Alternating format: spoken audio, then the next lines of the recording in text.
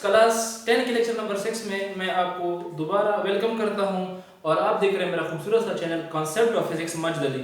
Dear students, आज का जो लेक्चर है वो वेव के कैरेक्टरिस्टिक्स के बारे में है। जिस तरह हमने पिछले लेक्चर में पढ़ा कि वेव क्या है और वेव की टाइप्स क्या होती है, तो आज हम वेव के कैरेक्टरिस्टिक्स पढ़ेंगे कि वेव की कैरेक्टरिस्टिक्स क्या होती है। तो सबसे पहला कैरेक्टरिस्टिक जो है वो है वेव का वेवलेंथ। डियर स्टूडेंट्स, वेवलेंथ के बारे में समझते हैं कि वेवलेंथ क्या होता है। वेव का लेंथ। डियर स्टूडेंट्स, वेवलेंथ को हम लैम्डा से डिनोट करते हैं और इसकी डेफिनेशन कुछ यूं है। लैम्डा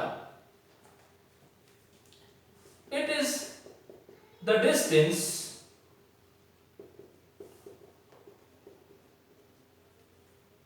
between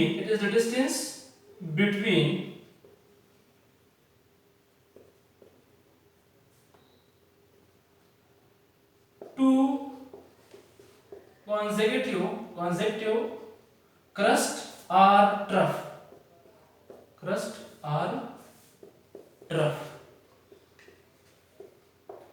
वेवलेंथ क्या होता है? ये डिस्टेंस होता है टू कंसेक्यूटिव क्रस्ट और ट्रफ के बीच में। अब स्टूडेंट यहाँ पे कंफ्यूज होते हैं कि ये क्रस्ट और ट्रफ क्या होते हैं, तो इसको पहले क्लियर करते हैं कि what is crust and trough. Suppose मेरे पास एक वेव है जो कि ये है,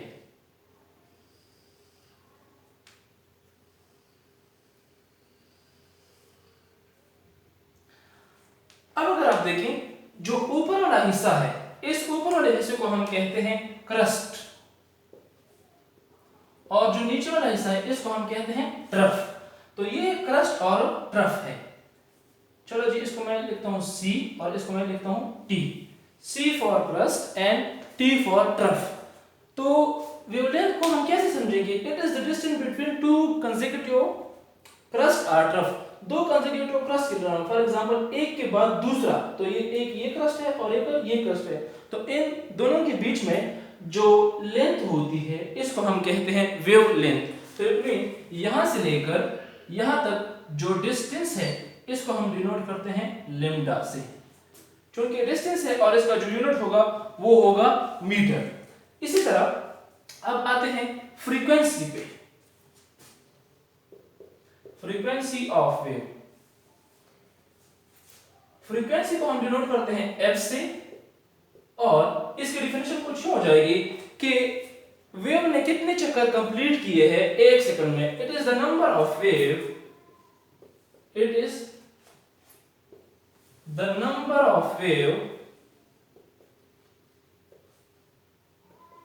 in 1 second। The number of wave in 1 second is called frequency। के जो नंबर ऑफ वेव है एक सेकंड में, ये इसकी हो जाएगी फ्रीक्वेंसी। तो फार्मूला इसका कुछ हो जाएगा F equal to number of wave को हम डिनोट करते हैं n से डिवाइडेड बाय टाइम। तो F is equal to n by t। Suppose किस तरह हम इसको अंडरस्टैंड करेंगे, तो इसका मैं डायग्राम बनाता हूं तो आपको क्लियर हो जाएगा। अगर आप देखें, सपोज मेरे पास एक वेव है जो कि ये,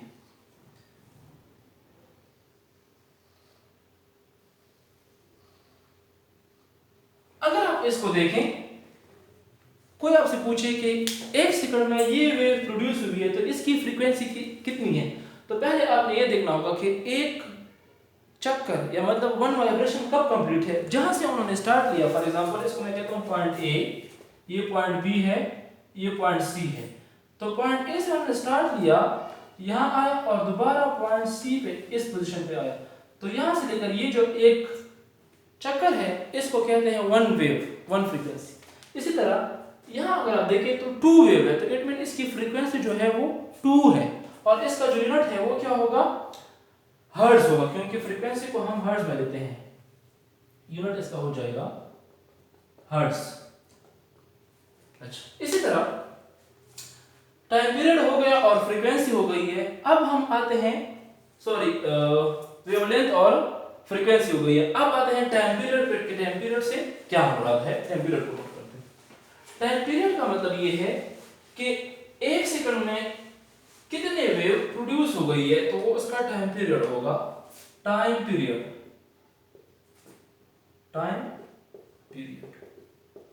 जिसको हम डिनोट करते हैं टी से, the time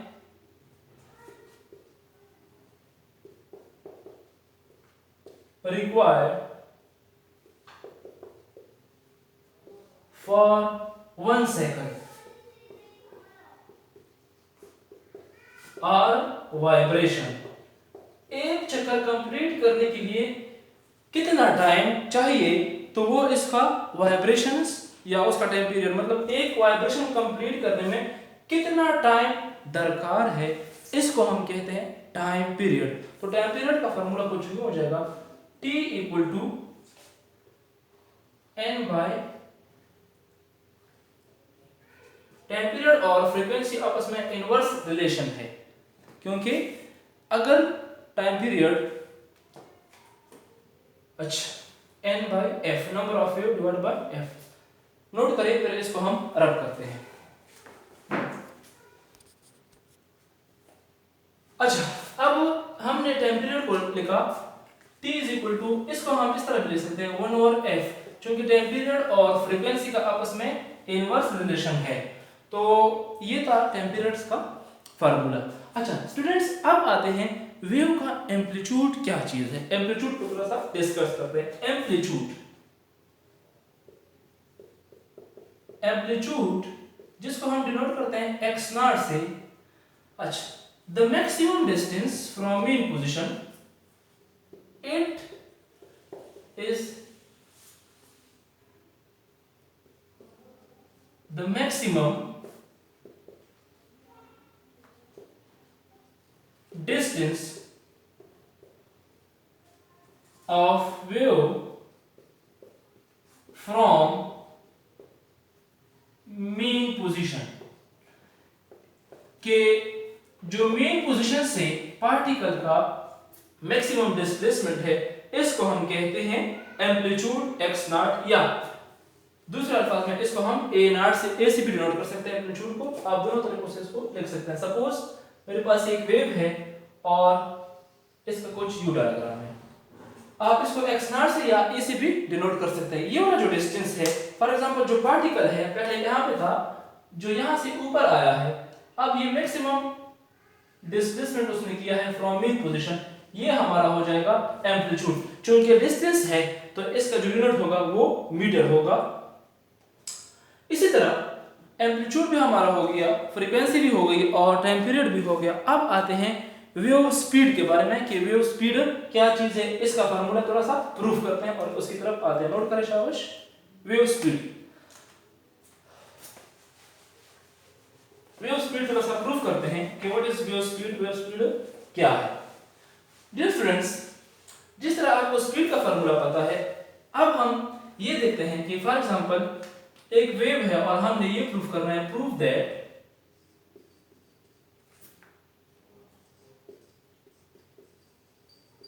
v is equal to f lambda। इसको हम क्या कहते हैं, wave speed, where v is the speed of wave, f is the frequency and lambda is a wavelength। तो इसको थोड़ा सा प्रूफ करते हैं। कंसीडर, मेरे पास एक वेव है, अगेन एक वेव को मैं कंसीडर करूंगा, ये वेव है एंड दिस वन। अब जो इसने डिस्टेंस कवर किया है वगैरह, यहां से लेकर यहां तक जो डिस्टेंस है इसको हम वेवलेंथ कहते हैं। अब अगर मैं आपको कहूं कि स्पीड का जो फार्मूला है वो कुछ यूं है, v is equal to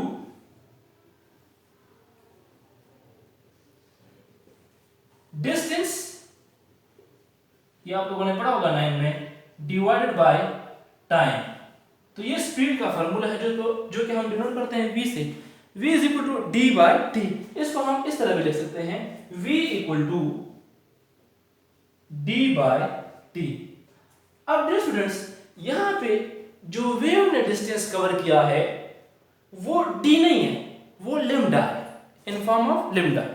तो इसकी जगह पे where d equal to lambda और स्मॉल t को मैं अगर कैपिटल T लिखूं तो ये आपके पास this equation become v is equal to d की जगह पे लेमडा और स्मॉल t की जगह पे कैपिटल T।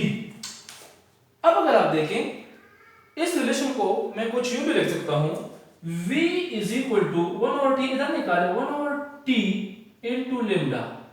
अब अगर आप इसको जरा ध्यान से देख ले तो ये किसके बराबर है? क्या ये फ्रीक्वेंसी के बराबर नहीं है ना? तो इसकी जगह पे हम फ्रीक्वेंसी नोट करेंगे, तो f is equal to 1 divided by t। So 1 over t की जगह पे मैं ये पुट कर सकता हूं, तो फाइनली आपके पास आ जाएगा v इक्वल टू v, इसकी जगह पे ये पुट करें f लेमडा। सो ये प्रूफ हो गया, छोटा सा इक्वेशन था v is equal to f lambda, जो कि हमें वेव स्पीड के बारे में बताता है। डियर स्टूडेंट्स, इंशाल्लाह नेक्स्ट लेक्चर में फिर मिलेंगे। अपना ख्याल रखें। अल्लाह हाफिज।